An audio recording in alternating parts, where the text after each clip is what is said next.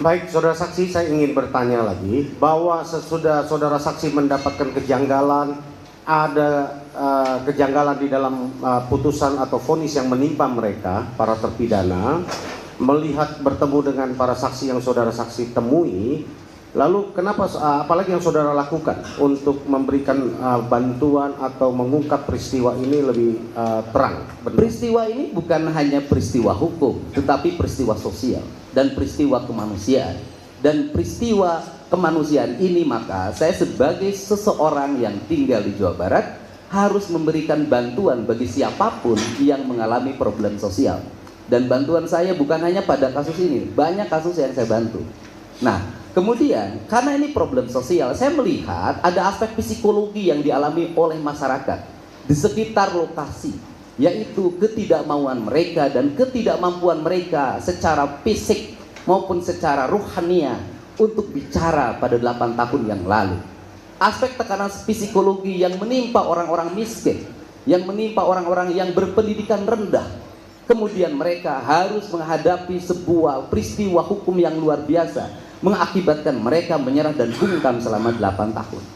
Kemudian saya mencoba untuk mengadvokasi dan meyakinkan pada semua orang bahwa ungkapkan kebenaran itu, sampaikan apa adanya. Agar apa? Agar peristiwa serupa tidak menimpa saudara kamu dan siapapun di negeri ini.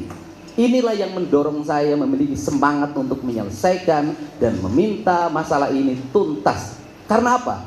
Karena menurut saya masalah ini bukan hanya pertentangan antara terpidana dengan putusan pengadilan, tetapi juga pertentangan antara Polda yang hari ini menyatakan 2 DPO ini tidak ada, yang satu sudah dibatalkan di pra-peradilan, padahal ketiga orang ini memiliki fungsi dan peran strategi sebagai otak pelaku, sebagai orang yang melakukan pemukulan, bahkan orang yang pertama melakukan tindakan asusila. Artinya bahwa putusan yang ada dalam putusan yang ditetapkan oleh Mahkamah Agung melalui putusan kasasi sesungguhnya bertentangan dengan apa yang menjadi fakta hukum hari ini. Artinya pertentangannya bukan di pengacara dengan JPU dalam pandangan saya. Pertentangan hari ini juga di penyidik dengan JPU. Baik, saudara saksi, sesudah saudara saksi mendalami apa yang saudara dapatkan bertemu dengan sumber atau saksi yang saudara temui di beberapa orang gitu ya. Nah, saya ingin dapatkan seberapa yakin saudara saksi bahwa peristiwa yang mereka ceritakan, para saksi yang saudara saksi temui, mengandung kebenaran. Dari mana saudara itu yakin bahwa mereka lebih benar, dapat dipercaya dibanding uraian pada peristiwa yang termuat di dalam putusan pengadilan terhadap logika mereka? Sosialnya sederhana dan logika psikologisnya sederhana. Apa dasar orang-orang kecil dari Kudus? Apa dasar orang-orang miskin dari Bekasi bertemu dengan saya? Apa dasar saudara Dede ingin dipenjara karena merasa berbohong pada tahun 2016? Dasarnya cuma satu, mereka punya hati. Dan bagi saya kebenaran yang tertinggi bukan kebenaran akal. Kebenaran yang tertinggi adalah kebenaran hati. Akal bisa diakal-akali, tapi hati nggak bisa dibohongi. Baik, saudara saksi, kami ingin menanggapi pertanyaan kepada saudara saksi. Ada yang mengatakan para saksi itu berbicara kepada saudara saksi oleh karena saudara saksi menjanjikan sesuatu, berikan sesuatu. Apa benar itu? Saya tidak pernah menjanjikan sesuatu. Saya hanya memberikan perlindungan pada mereka. Mereka adalah orang-orang yang terancam. Saksi tidak mengalami ketenangan dalam hidupnya. Dan tugas saya sebagai manusia adalah menyampaikan pesan-pesan Allah pada mereka, untuk menjaga mereka agar berkata benar. Dan negeri ini memerlukan orang-orang yang berkata dengan hati, bukan hanya berkata dengan logika. Yang saya lakukan adalah panggilan hati nurani, tanpa ada paksaan dan tujuan apapun. Dan saya berani mempertaruhkan apapun dalam hidup saya untuk melindungi mereka dan membebaskan 7 terpidana yang saya yakini tidak salah. Dan negeri ini tidak boleh membiarkan ada orang yang mengalami kecelakaan, kemudian mohon maaf orang itu juga tamat SMP, padahal bapaknya seorang anggota dan tiap malam menurut keterangan temannya itu nongkrong minum minuman keras. Apakah negara akan membela yang tukang minum dan mempenjarakan orang-orang miskin? Baik, saudara saksi, itu kami perlu confirm, apakah saudara saksi yakin dengan apa yang saudara saksi sudah wawancara, sudah temui, ya. Seperti saudara saksi sudah uraikan tadi, dengan niat yang baik, ya. Walaupun ada yang menghembuskan terkait bahwa saudara mengambil keuntungan, saudara mengambil momen terkait dengan pencalonan saudara menjadi gubernur, ya. Mungkin saudara saksi bisa jelaskan. Yang pertama, bahwa saya meyakini betul kebenaran orang-orang kecil. Saya meyakini betul orang kecil, orang bodoh yang tidak tamat SD berkata dengan hati. Kemudian yang kedua, persoalan pengambilan momen politik bagi saya nggak ada kaitannya. Sebelum kasus ini saya sudah memiliki elektabilitas yang cukup kalau ngomong politik. Sebelum kasus ini medsos saya sudah memiliki pengikut yang banyak. Dan kalau bicara politik, pertanyaan terbalik, apakah saya sebagai seorang politisi tidak mengambil resiko dari itu? Saya juga ngambil resiko. Dan saya juga beresiko. Tetapi orang harus mengambil resiko untuk satu, sebuah kebenaran. Sesudah saudara saksi mendapatkan semua fakta yang dijelaskan tadi, apa yang menjadi alasan utama saudara saksi membawa kasus ini untuk ditangani ke Bapak Profesor Dr. Otto Hasibuan? Karena ini harus ditangani oleh orang yang profesional. Tetapi di balik itu, ini juga harus ditangani oleh orang yang memiliki hati. Dan saya melihat Pak Otto seorang profesional pada profesi sebagai seorang advokat dan pengacara. Tetapi dia sering menangani persoalan-persoalan yang mengandalkan hati untuk melakukan pembelaan. Saya sering menangis ketika melihat dia bersidang dan melakukan pembelaan terhadap klien. Dan dari situ saya berharap kasus ini bisa selesai di tangan Pak Otto. Walaupun selesai kasus ini, Pak Otto hanya mengantarkan, karena yang memutuskannya adalah Yang Mulia Hakim Mahkamah Agung.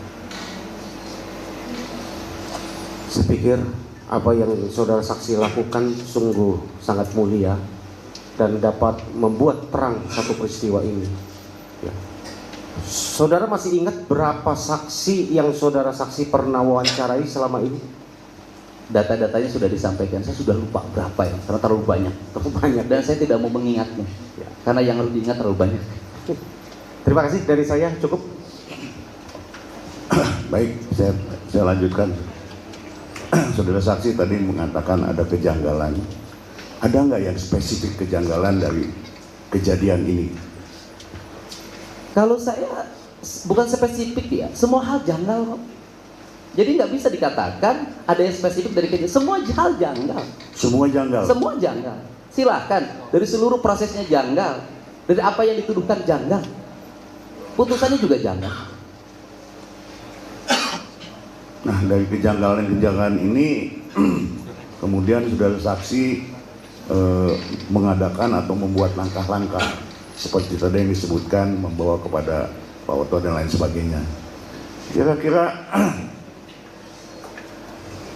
saya menganggap saudara saksi adalah tokoh di Jawa Barat ini. Apa sih yang saudara inginkan dari kejadian ini, kok demikian menggebu-gebu, demikian bersemangat dan lain sebagainya? Yang saya inginkan adalah catatan sejarah. Tidak boleh ada sebuah peristiwa orang dihukum tidak bersalah. Yang dihukumnya banyak dan seumur hidup. Pertanyaannya adalah, maukah saudara kita diperlakukan seperti itu? Maukah anak kita diperlakukan seperti itu? Maukah cucu kita diperlakukan seperti itu? Tidak. Jangan sampai ada karma karena peristiwa itu. Ya, selanjutnya saudara saksi, saya kira itu jawaban yang nanti majelis hakim agung yang akan menilainya. Ya, tapi saya akan menelisik lagi mengenai soal peninjauan kembali yang kami lakukan untuk membantu 7 terpidana ini. Selain tujuan tadi, kira-kira ada hal lain nggak yang ingin saudara saksi sampaikan paling tidak kepada masyarakat atau pada warga sekitar? Saya orang yang mengikuti hati dalam hidupnya. Kalau saya boleh bercerita, saya orang politisi, saya pernah menjadi wakil bupati, jadi anggota DPR. Saya orang yang tidak pernah punya catatan, orang yang tidak pernah menulis, orang yang tidak pernah bawa laptop. Apa yang saya sampaikan dimanapun, saya tidak pernah mengutip. Saya hanya menyampaikan pesan hati saya. Dimanapun, baik di rapat DPR, baik ketika jadi bupati, di rapat paripurna DPRD, baik di depan masyarakat, lihat, tidak pernah saya membawa catatan dan tidak pernah saya nyontek. Hidup saya selalu mengikuti apa kata hati saya, dan saya yakin kata hati itu ada yang menuntunnya, dan saya memang dituntun untuk bertemu dengan 7 terpidana. Dituntunnya ceritanya panjang. Saya harus mengalami perpisahan hidup dengan anak saya.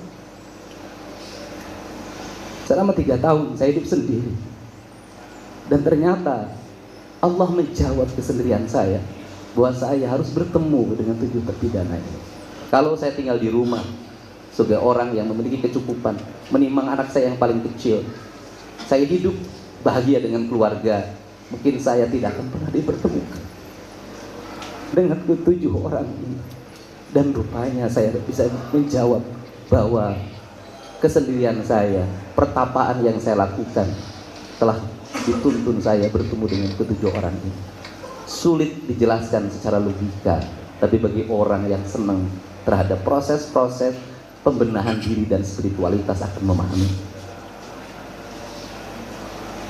Ya, baik. Terima kasih banyak, saya juga jadi tersentuh nih. Terakhir, saya ingin menanyakan, dari semua rangkaian kegiatan dari awal saudara ikuti sampai hari ini, saudara saksi meyakini mereka tidak melakukan perbuatan itu? Saya meyakini mereka tidak berbuat karena peristiwanya bukan pembunuhan tapi kecelakaan. Artinya saudara saksi meyakini mereka bukan pembunuh? Mereka bukan pembunuh, bukan 1000%, 1.000.000% saya yakin hari ini. Baik, terima kasih. Saudara saksi.